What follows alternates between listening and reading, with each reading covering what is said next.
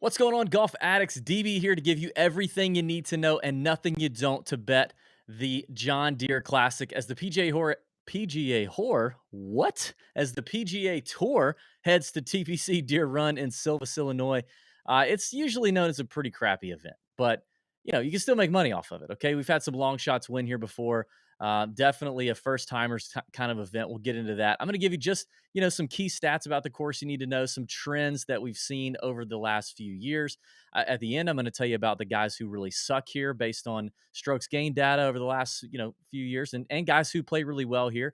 I'm going to give you the key stats that I think are important if you're playing DFS or betting at all. Let's get into it. I'm gonna share my screen here. I'm gonna show you a couple things. Let's kick it off with just a little bit of the basics about TPC Deere Run. It is a par 71, tipped out at around 7,289 yards. Doesn't mean they're going to play it that long at all. You got 3 par 5s on the course, 4 par 3s, and 1 drivable par 4 out there.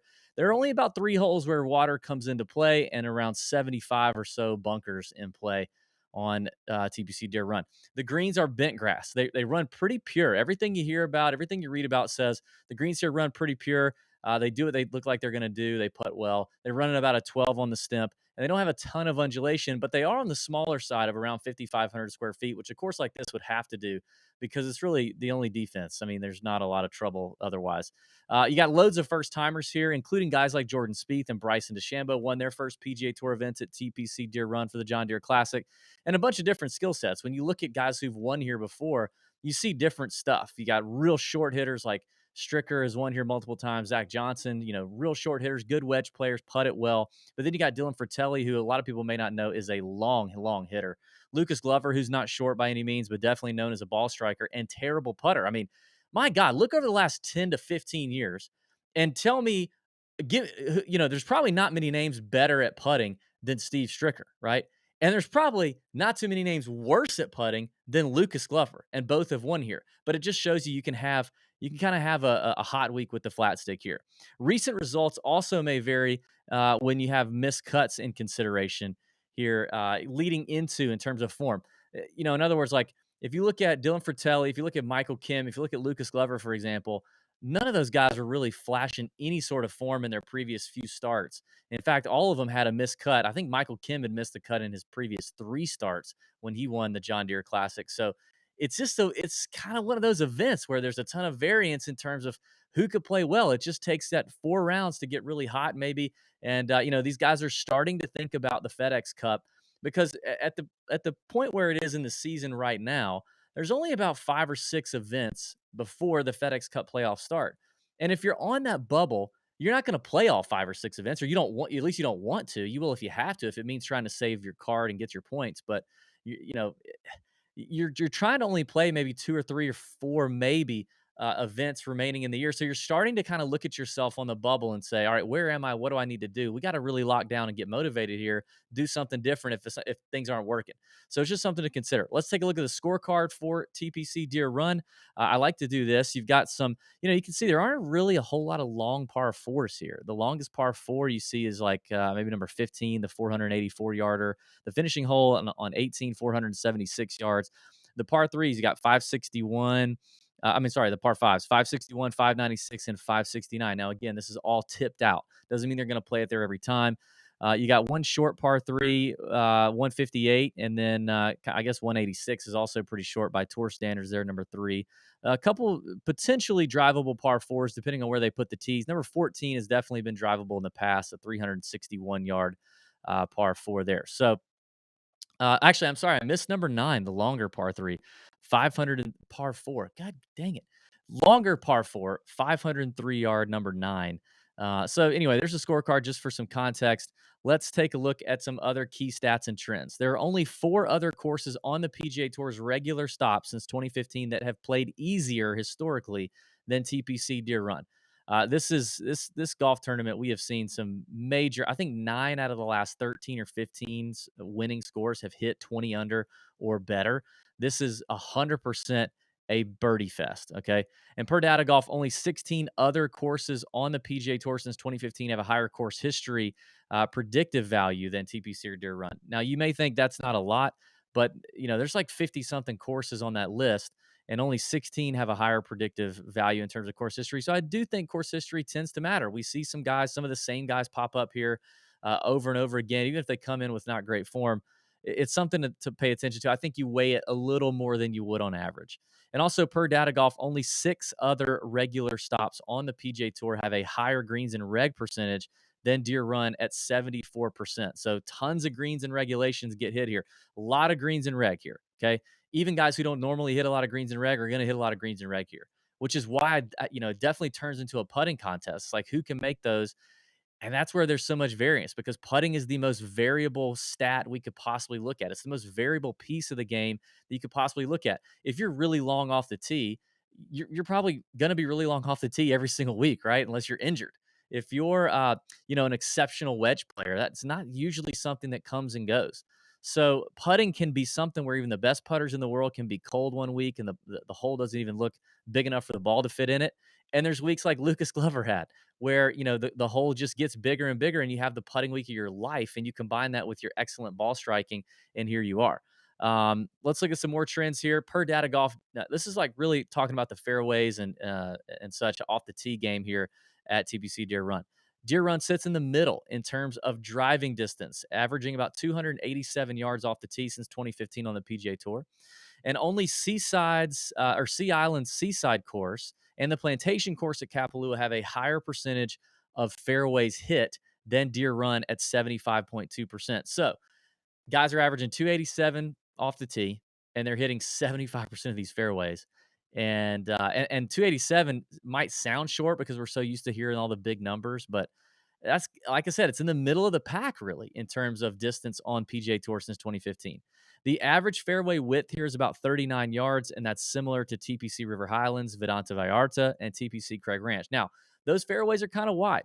That's on the wider side of PGA Tour average.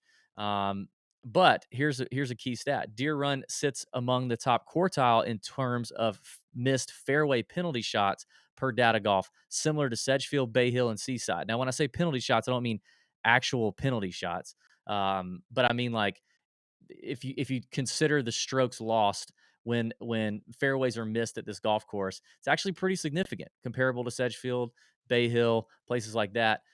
So yes, the fairways are wider and they are easier to hit, and I do think guys will hit plenty of drivers here.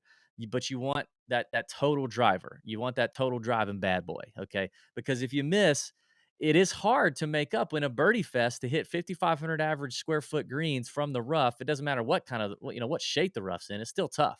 So things to consider there. I want to look at a couple of player quotes here. This is from Dylan Fratelli, previous winner here.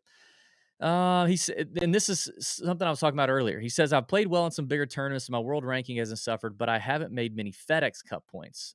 He struggled with that. He says, yeah, it's 3 or 4 tournaments left. I guess I'm only going to play in 2 of them beyond this, but I'm looking at just popping inside that top 125, getting into the first playoff event, and then we'll go from there. So, like I said, guys starting to kind of look ahead at the schedule and say, here's how many events I have left to rack up FedEx Cup points. And if I don't get on it, I'm not. This is not going to be easy for me. So something there from Fratelli. I want to look at a few quotes here. Michael Kim, another previous champion. He says, I've been really comfortable on the course last couple of years. You look at the guys that have done well here, like Stricker, Zach Johnson, Jordan Spieth. They're guys that don't necessarily bomb the ball. Now Jordan bombs it now, but he didn't bomb it then. But they have great wedge game, and their putting is so good. So you can kind of see that the greens are great. They're soft and they're rolling true. They're bent grass, so you just hit it on your line. So Michael Kim talking about not needing to hit the ball far, definitely being about wedge game and putting. DA Point says it's a putting contest. That's why Steve Stricker and Zach Johnson win a lot, because they make everything. Keegan Bradley, terrible putter. You're going to have to make a bunch of birdies on this course to contend, but most importantly, you got to hit the ball in the fairways. They are generous fairways, like we said, averaging 39 yards. But if you do hit it in the fairway, you're going to be able to basically attack every pin position because they're running soft. With every PGA Tour event, if it's softer, the pins are more accessible no matter where they put them. These guys are going to throw darts. If it firms up, it's going to be more difficult. We haven't typically seen TPC Deere Run play all that firm ever. So that's that. All right, let's look at some track hacks. Who are the guys who have sucked here? Before we get into this, real quick, I got my Bad Birdie shirt on. You guys know I'm a huge Bad Birdie fan. Shout out to Bad Birdie. They're always helping, keep me dapper, keep me looking all right. Okay, go get you a Bad Birdie shirt. Check it out. Be man enough to rock one of these. This is like a Saved by the Bell look. I really love this. But in the comments, I'd be interested to know who's your favorite golf clothing brand. Like, if you're gonna wear a golf clothing brand, what is it? Is it Peter Millar? Is it Pat? Who does Pat like? Well, Pat loves Peter Millar. Is it Greg Norman brand like my dad likes? Whatever. Just put that in the comments. I'd be curious. We'll give this video a thumbs up, please, and subscribe to the YouTube channel if you haven't already. Tons of content come out every single week on the Tour Junkies YouTube channel. And drop that comment. Favorite golf brand. If you're listening on Apple or Spotify, thank you. We'd love a 5-star review. If you could take just a few seconds to do that, that would be awesome. All right, let's get to the track hacks. I look at a minimum of 12 rounds. Guys who played here a minimum of 12 rounds in the past who have really underperformed in terms of strokes gained on this golf course. And on a course like this, where there's so many different player types that can do well or do poorly here, it's kind of this information is not as interesting to me. There are some names in here that I would think would do really great here, and they just haven't, like Brendan Todd and JT Poston. Two names I think should suit this place very well, but just have not done it. Ted Potter Jr., Harris English, Ryan Armour, Ryan Palmer, Nick Taylor, Bryce Garnett, Hudson Swafford, and Amish Troy Merritt. All names that have not played well here in the past. Those are the worst in terms of like relevant names right now, the year of our Lord. Course horses, same standard, minimum 12 rounds here, but these guys have played very well at this course. Number one is Jordan Spieth, followed by Russell Henley, Steve Stricker, Zach Johnson, Scott Brown, Daniel Berger, Patton Kazire, Sam Ryder, Ryan Moore, and Charles Howell III are your course horses. You got a mixture in there, right? Charles Howell's always been kind of a longer hitter. Patton Kazire can move it out there a little bit. Daniel Berger can move it out there a little bit. But you definitely have your short knockers: Scott Brown, Ryan Moore, Sam Ryder, Zach Johnson, Steve Stricker. Henley's not the longest guy on the planet. So that's course horses and track hacks. Now let's talk about some key stats, and we will get out of here. Key stats for me, I do think you can weight course history here. We talked about that. Recent form leading in. Let's look at it. But like I mentioned earlier, you don't have to have tremendous recent form in terms of results to play well here and to pop here at the John Deere Classic. Plus, the strength of field here is usually so terrible. I mean, if your guys miscut form in previous events is a miscut and a 58th and a miscut, but he's played in the Memorial, the U.S. Open, and one other course, like those are tough tracks against some of the toughest fields in golf. Dig into the data, to make sure because that could be misleading, right? Because he's going to come here and he's going to play against crappy fields. Strokes gained off the tee, I think, is really important because we can mine those guys that hit it long and straight. The guys that hit it so straight, they're never in trouble. They're going to have plenty of approaches into these greens from the fairway. That's important. Birdie or better is going to be huge as well. DraftKings points scored, birdie or better, whatever you got. Got to make birdies. Opportunities gained is another stat I didn't put on here that I should have from Fantasy National. Long-term and short-term strokes gained approach play. I want to know that. Who's good wedge players, short iron players. Tons of shots from that 150 and in range here at TPC Deere Run. So I want to look at that. Long-term off the tee and approach. Bent grass putting is going to be important, right? How comfortable are we putting on bent grass surfaces? Is that our best surface? But again, take it with a grain of salt because Lucas Glover sucks on everything. He sucks literally on any surface. So take that into consideration when you're looking at this. And then finally, the strokes gained FedEx Cup, right? Like exactly what we just saw for Telly said. Are there guys who we find might have a little extra motivation? And we've debated this over the last 7 years of doing this podcast, but there are tournaments where guys feel more motivated and they focus in just a little bit harder, even though, yes, it's their job. And even though they're professionals, yes. And even though they want to win every tournament they play, we've talked to plenty of tour caddies and players. And there is something different when something extra is on the line for them. This is going to be what feeds their family or not from the PGA Tour or the Korn Ferry Tour if they don't finish in the top 125. So it is very important. So don't overlook that. Thanks for watching the video. Please leave the comment, favorite golf clothing brand, give it a like, subscribe to the channel, 5-star review on Apple and Spotify, and let's have a great week. May your screens be green and bend over your bookie. See ya.